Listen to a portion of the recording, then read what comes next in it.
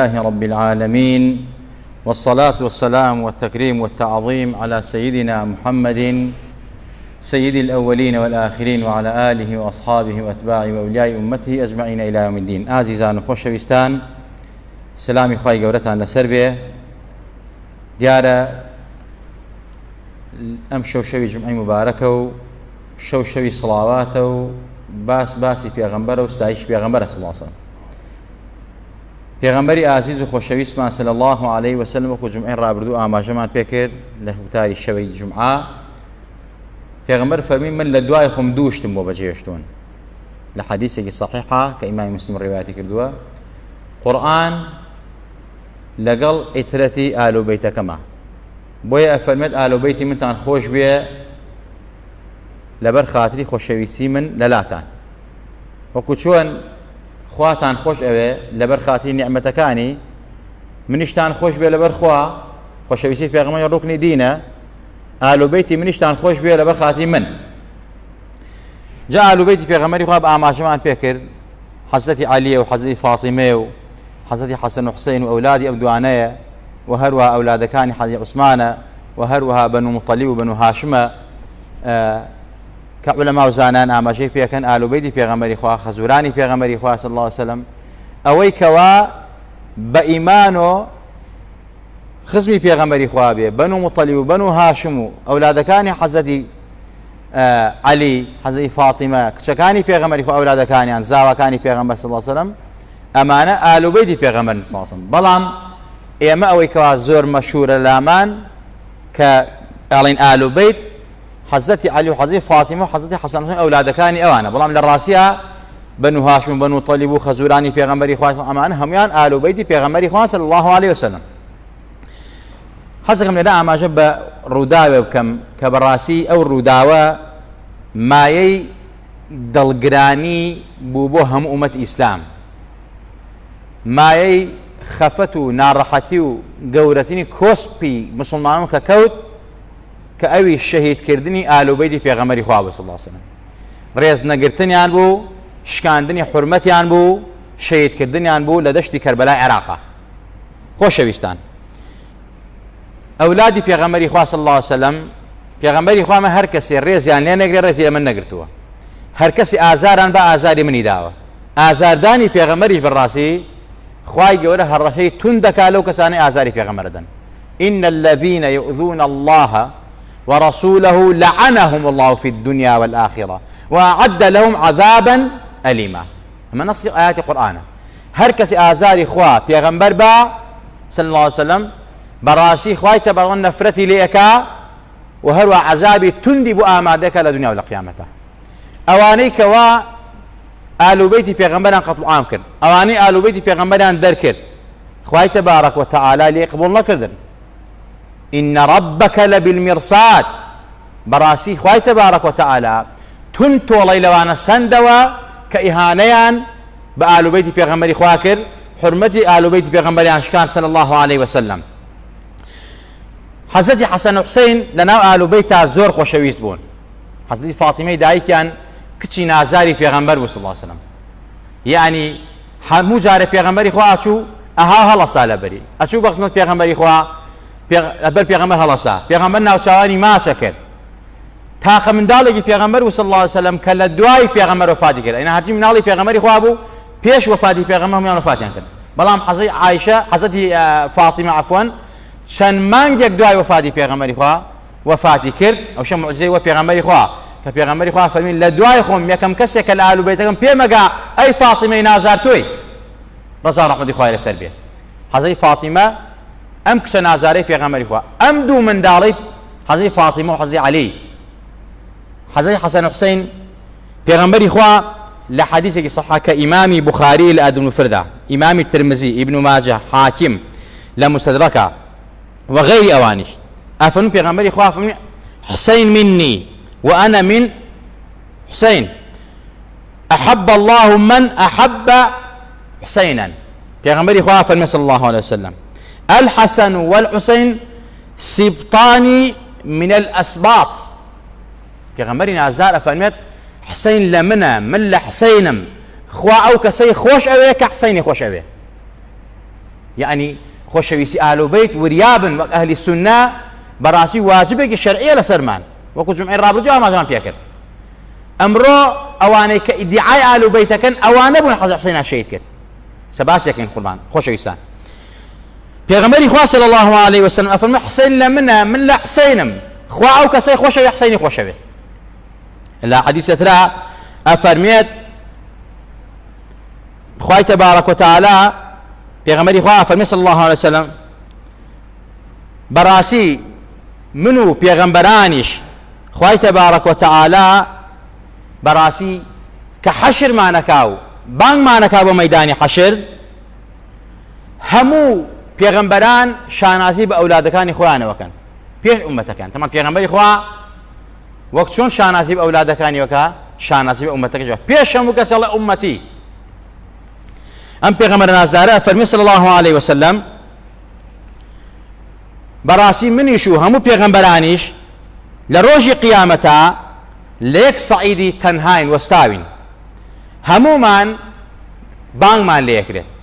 اینجا بانگی ئەولاد و ماڵ و منداڵی خۆمانەکەین ئەو پێغەمبەران شانازی تەفاخەڕ بئەولادیهم بە منداڵەکانی خۆیانەوە شانازی ئەکەن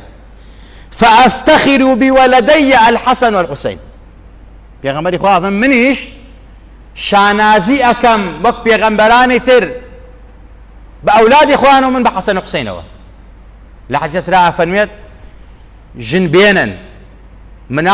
مناڵتان با زۆر بێت چونکە من لە ڕۆژی قیامەتە شانازی ئەکەم بەڕاستی بەخۆمەوە شانازی ئەکەم بەوەی کەوا ئومەتەکەم زۆر بێ یعنی ئەم پێغەمبەر نازانە ئومەتی خۆی بە ئەولادی خۆی سەیر کردووە هەمووی بەڵام حەسەن و حوسەین سەلامی خۆیان لەسەر بێ خۆشەویستی و مەکانەتێکی تایبەتیان هەبووە لە خزمەت پێغەمبەری نازدارە صلی الله عليه وسلم حتى فەرمێ ڕۆژێکیان پێغەمبەری خوا صلی الله عليه وسلم ئەدا بەلای ماڵی حەزرەتی فاتیمەی کچیە لەو کاتا حەزرەتی حوسەین ئەگری ئەفەرمێت فمر على بيت فاطمة الزهراء فسمع حسينا يبكي فقال ألم تعلمي أن بكاه يؤذيني أفرمت أي فاطمة بو من دال جيرناكي بو يلي بقري نازاني قرياني حزدي حسين من آزار دا قرياني منالي إمام حسين بيغمبر آزار با أبي لكاتك على دشتي كربلاء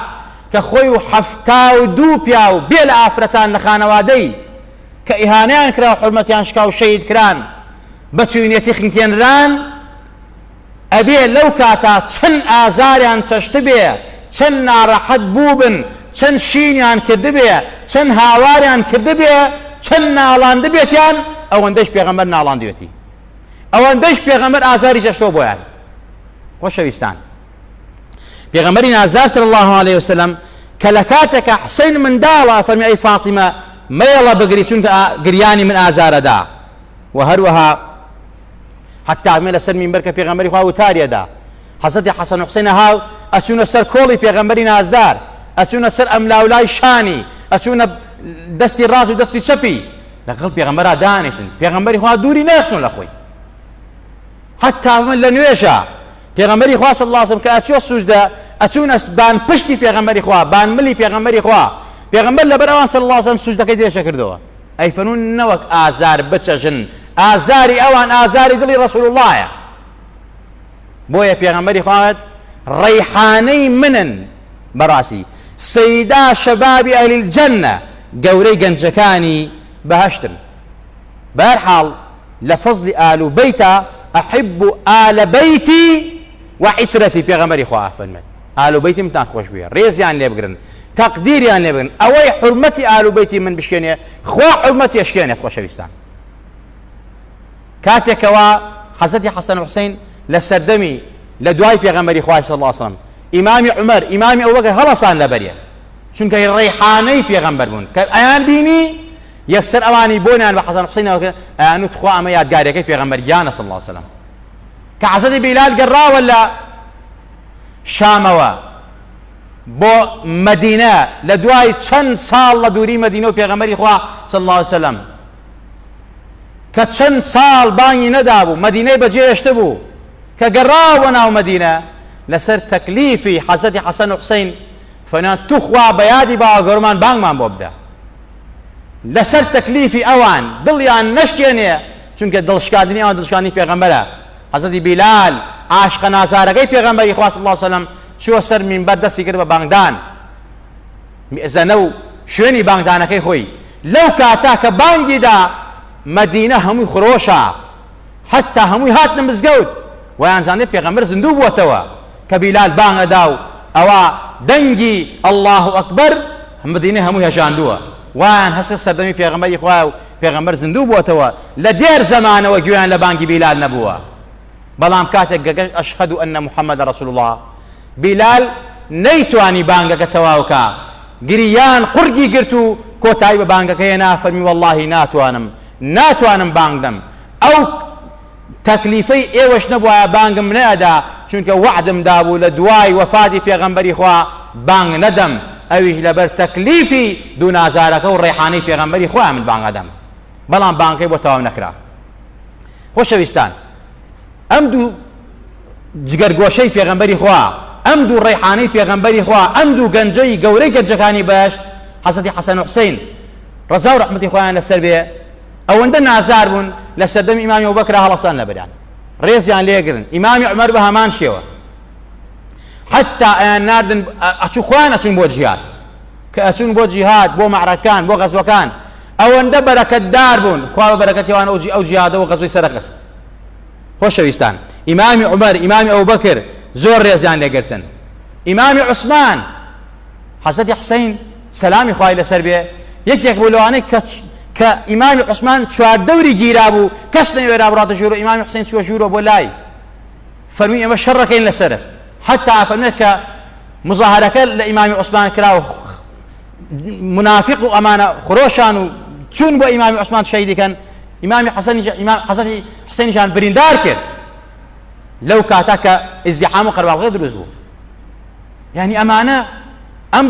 ئەم خانەوادەی پێغەمبەری خوا هەمیشە بەڕاستی کە پێغەمبەری خوا فەرموویەتی ئەوانتان خۆش بووە لە دوای قورئان و لە دوای خۆم قورئان و ئانم بۆ بەجێهێشتون لە ڕێچکە ئێوانە بڕۆن ئەوان بەڕاستی طبق الأصل فەرمایشتی خوا و پێغەمبەریان جێبەجێ کردووە دیفاعا لە ئەصحابی پێغەمبەر کردووە دیفاعا لە ئەبابەکر کردووە دیفاعا لە حەزەتی عومەر کردووە دیفاعا لە حەزەتی عوسمان کردووە نەک جوێنیان پێ بدەن نەک بەڕاستی ئەمڕۆ ئەوانەی کەوا ئیدعای خۆشەویستی حسەین و حەسەن و حوسەینەکەن سەلامی خوای لەسەر بێ بەڵام لەولا جوێن بە ئەصحابەکانی پێغەمبەری خوادن خوا پێغەمبەر ئەصحاب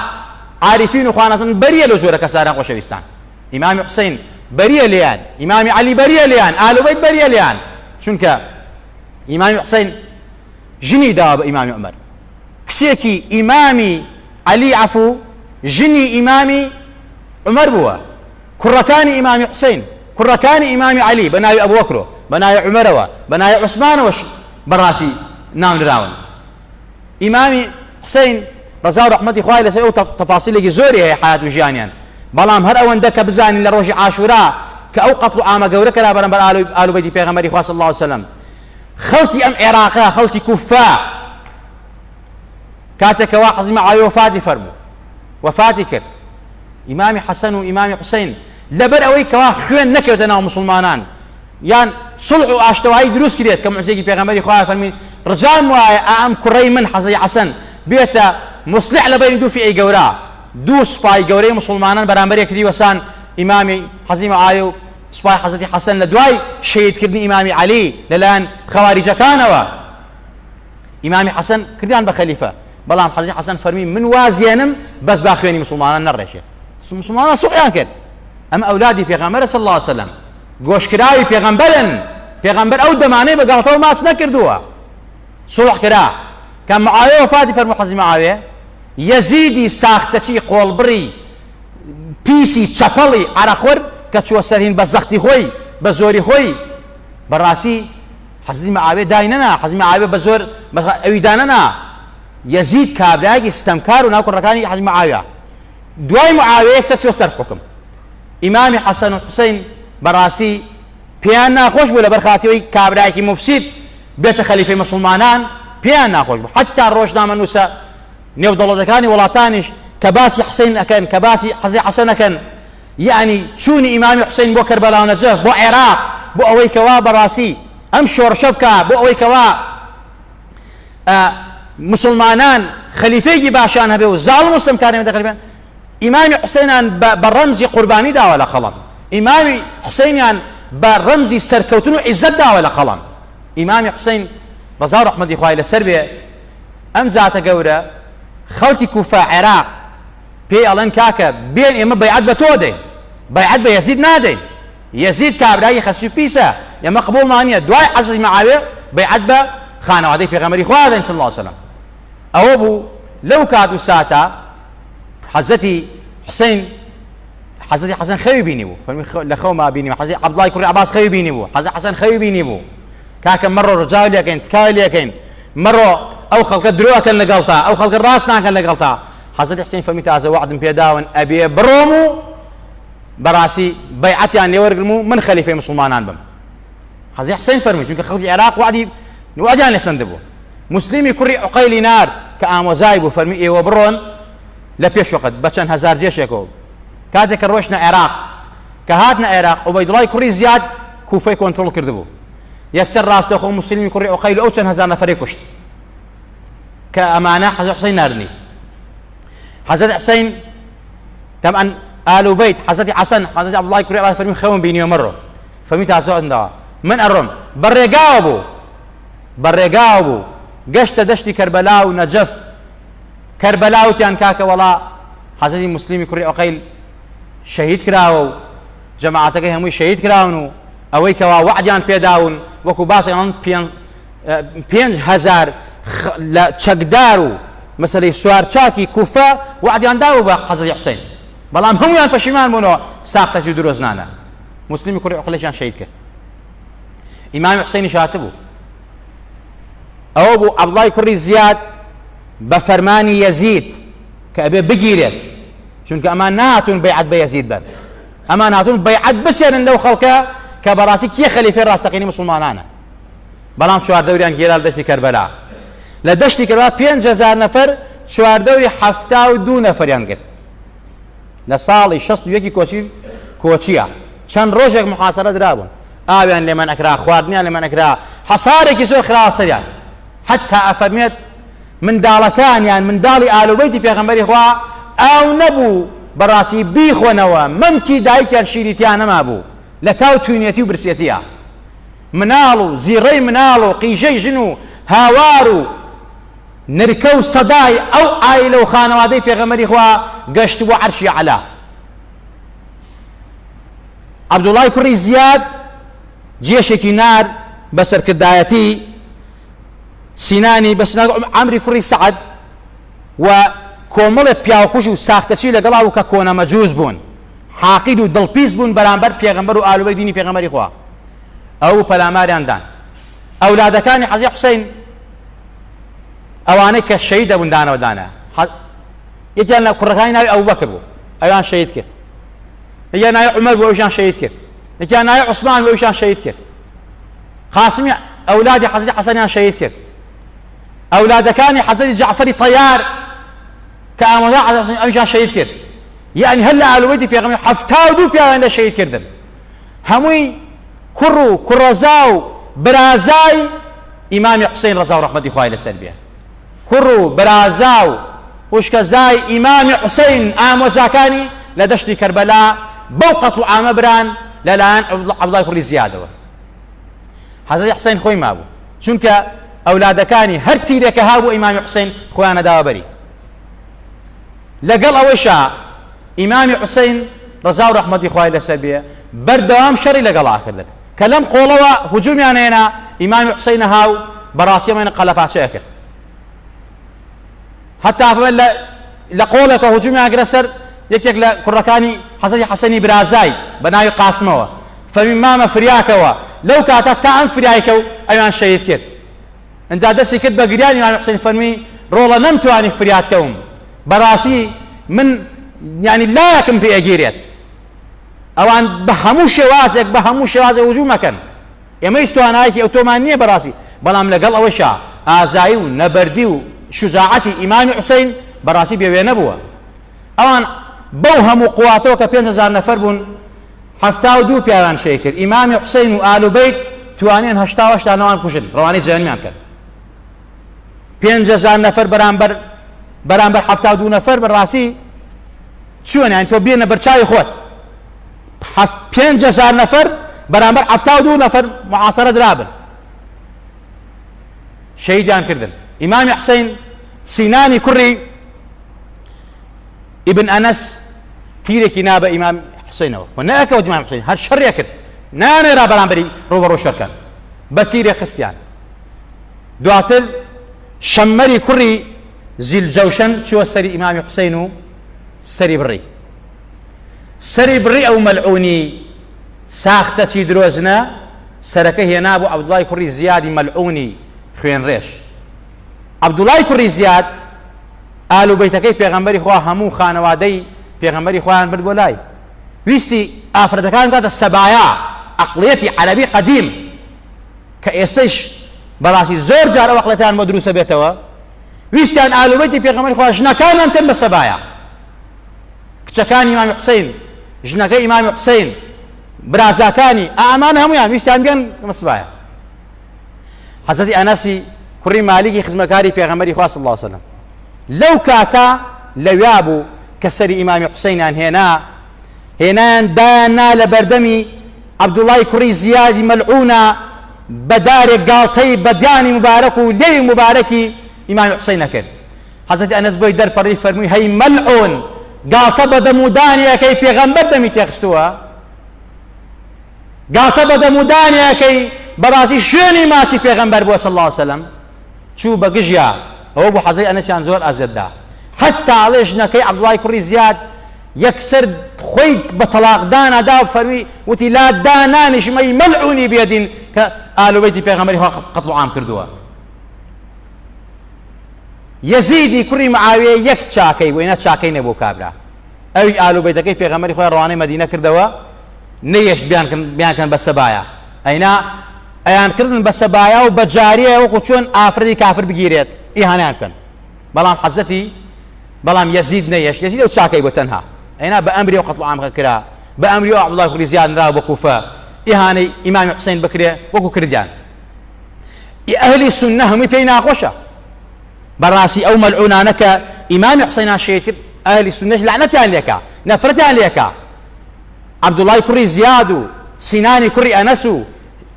شەممەری کوڕی زیلجەوشەن و ئەمانە کە دەستێکی باڵانە لە قەتڵ و عامی ئالوبەیتی پێغەمبەری خوا صلی الله علیه وسلم بەڵام إن ربك لبالمرصاد پێغەمبەری خوا صلی الله عليه وسلم لە دوایەوە خوێنەکەی ئیمامی حوسەین ئاوا لە قارورەیەکە و لە شوێکە بەدەستی وەیەتی ئەفەرمێت ئەم خوێنە لە حوزوری خوا شکاتەکەم لەوانەی کە ئەم خوێنەیان ڕشت قڕ بەسەر ئەوانەی کەوا دەستیان بوو لەو قەتڵ و عامە پێغەمبەر خوێنەکەی ئیمامی حوسەینی بەدەستەوە بێ و ئەو شکاتگا و لە دادگای خوا بێ چۆن قبوڵ نەبێ بۆیە خۆشەویستان هەر کەسێک لەویا بوو ئەگەر دەستی هیچدان و مووقیفنەوە بێت خوا زەلیل و سووک و ڕسوای کرد کە دیفاعی لە ئالوبەیتی پێغەمبەری خوا نەکرد ئەو عەبدوڵای کوڕی زیادە کۆمەڵێک لە دوای شەهید بوون ئیمامی حوسەین کۆمەڵێک دروست بوون بە ناوی تۆبەکارانەوە کە تۆبەیان کرد لەو غەڵەتە کردیان کە پەیمانیان بە حوسەین دا بۆ شکاندیان وەکو یعنی ئازاری نەفس کە نەفس ئازاری دان ئازاری ویژدان وای لەگەن کەتیبەیەکیان دروست کرد کەوتنە گیانی قەتڵ و عامی ئەوانەی کەوا لەو سوپا بوون و ئالوبەیتی پێغەمبەری خۆیان شەهید کرد عەبدوڵای کوڕی زیادیان تۆپان ئەنجا سووتاندیان سینانی کوڕی ئەنەس و شەممەری کوڕی زیلجەوشەن گرتیان کوشتیان ئیهانەیان کرد خستانە بەردەمی سەگ پارچە پارچەی کرد خوای تەبارەک وتەعالا ئین رەبەکە لەبالمرصاد خوا قبوڵی ناکات ئێستەش کە ئێمە ئەڵێن ئالوبەیتی پێغەمبەری خوا ئالوبەیتی پێغەمبەری خوا لەسەر سەرمانە خۆشمانەوێن بەڵام ئەم سینەزەنی و ئەم زەرب و لێدان و قەمچیە بۆ حوسەین خۆشتان دەستان لە کوشتنی حوسەینە هەبووە بەڕاستی لە ئەهلی سونە حرام و جائیز نییە ئەهلی عێراق ئەهلی شقاقی و نیفاق ئەوان بوون ئیمامی حوسەینیاننا و هەر ئەوان کوشتیان تێکرد و هەر ئەوان شەهیدان کرد ئەمڕۆیش شین و شەپۆڕی بۆ کرد ئەو شین و شەپۆڕە لە ئیسلامە حرامە ئیسلام ئەبرمان پێیەکا لە کاتی ناڕەحەتیە ئێمە بەڕاستی لە کاتی خۆشیە احتیفال بکەین خۆشگوزارانی بکەین شکرانە بژێری بکەین حەفلە بکەین بەڵام لە کاتی بەڵام مصیبەتە تەعزیە ئەمنان پێکرا لە تەعزیە 3 ڕۆژ بێ لە 3 ڕۆژ زیاتر نییە دوای 3 ڕۆژ حرامە زیندووکردنەوەی بۆ نەوە جۆشنان ئیسلامە حرامە لەبەر خاتەوەی ئیسلام ئەمر و پێەکە خۆشی دەربری بە خۆشی و شادی و بە نیعمەت و ناز و نیعمەت و لە کاتی مصیبەت و ناڕەحەتیشە سەبر و ئارام بگریت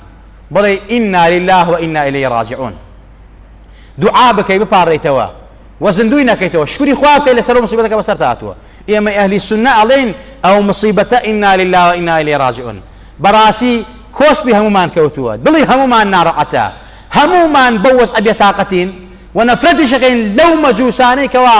لە جبەی ئیسلامە ئەولادی پێغەمبەری خۆیان شەی کرد و ئەمڕۆیش ئەتباعەکانی ئەوان شی ناکەن بۆ ئالوبەیتی پێغەمبەری خوا ئێمە نەفرەت لەوانە شەکەین بەڕاستی ئالوبەیتی پێغەمبەری خوامان خۆشەوێ و لە دڵا شینان بۆکەین لە دڵا بێتاقەت بیان بەڵام ئەو بێشەرعی و سینە زەنێشکەوە هەر کەس بیکا و بە هەر نایەکەوە بیکرێت ناشەرعی و دروست نییە خلافی شەرعە چونکە پێغەمبەری خوا ئەوەی کە با لە دەم و چاوی ئەوەی کە با لە سنگی ئەوەی با جلوبەگی خۆی بدڕێنێ لە کاتی مصیبەتە بەڕاستی ئەوە لە ئێمە و ئومەتی ئێمە نییە فەلەیسە منا ئەوە لە ئێمە نییە والله حسین والله ئالوبەیتی پێغەمبەری خوا والله پێغەمبەر والله ئیسلام بەریە لەوانەی کەوا ئەزیەتی خۆیان ئەدەن بە ناوی حب و خۆشەویستیان بۆ ئالوبەیت بەڵکو ئەوەی کەوا ئالوبەیتی خۆش ئەوێ دوای ڕێبازیانەکەوێ دوای سیەریانەکەوێ دوای ڕەوشتیانەکەوێ و کارێک ناکە مخالفەی قورئان و سنەت و ئالوبەیت بێت کە خوا و پێغەمبەری خوا ئالوبەیت لە خۆی عازکا خوا لە هەموو لایەکمان خۆش بی لە هەموو لایەکمان ڕازی بی خوا لەبەر خاتی ئالوبەیتی پێغەمبەر صلی الله علیه وسلم لە خۆمان و باوک دایکمان خۆش بی لەبەر خاتی ئالوبەیتی پێغەمبەری خوا عیزەتی دین و دنیامان بێتێ ئیسلاحی حاڵی خۆمان و خانەوادە و ماڵ و منداڵمان بکەی ئەوەی کەوا پێی خۆشە ئیهانە بە ئالوبەیتی پێغەمبەری خوا بکرێ ئەوەی کەوا پێی خۆشە حورمەتی ئالوبەیتی پێغەمبەری خوا بکرێ خوای حورمەتی بشکێنی پێم وایە هیچ مسلمانێک هیچ ئیماندارێک پێی خۆش نییە ئالوبەیتی پێغەمبەری خوا برکێکی بڕوا بە قاچیانە درکێک بڕوا بە گیانیانە ئالوبەیتی پێغەمبەری خوا تاجی سەری مسلمانان و ئیماندارانن ئەیان خەنە سەرسەرمان ڕێزیان لێگرین و تەوەسولیان پێکەین ئیمامی شافعی ئاسا کە ئەفەرمێت آل بەیتی آل النبي ذريعتي وهم إليه وسيلتي إمام الشافعي رضي الله عنه قال سلبي فرمي آلي پیغمبري خوا صلى الله عليه وسلم ذريعي منا وسيلة من بولاي پیغمبري خوا صلى الله عليه وسلم أرجو بهم أعطى غدا بيد اليمنى أعطى بيد اليمنى صحيفتي إمام الشافعي فرمي من براسي آل بيتي پیغمبر وسيلة تكاي منا بولاي پیغمبر بولاي پروردگاري کله روز قیامت خوا دفتر معلومه دست راز باتو ئێمەش ئەڵێن ئالوبەیتی پێغەمبەری خوا وسیلەی ئێمەن تاجی سەری ئێمەن ئەڵێن خوا هەر بەرخاتی ئەوان ڕەحمان پێ بکەی خوا لێمان خۆش بی خوا لێمان ڕازی بی لە باوکو دایکمان خۆش بی یا ڕەبی خوا ناومان لە دەفتەری تایبەتی پێغەمبەری خوا تۆمارکەی کە ئەوانەی کەوا پێغەمبەریان خۆشەوی و سڵاواتی لەسەر لێدەین و ئالوبەیتی پیان خۆشەوی و سڵاواتی لەسەر لێدەن یا ڕەبی خوا لەو دەفتەران ناومان تۆمارکەی بەردوعا و پارانەوە و سکاڵای پێغەمبەرمان بکەی صلی الله علیه لە حوزوری حەق تەعالا بۆ خۆمان و باوکو دایکمان و ماڵ و منداڵمان دوعا بکە بەو دوعای پێغەمبەرە حوسنی خاتیمان هەبێ لە سوئی خاتیمە پارێزاو بین سەعادەتی ئەبەدی و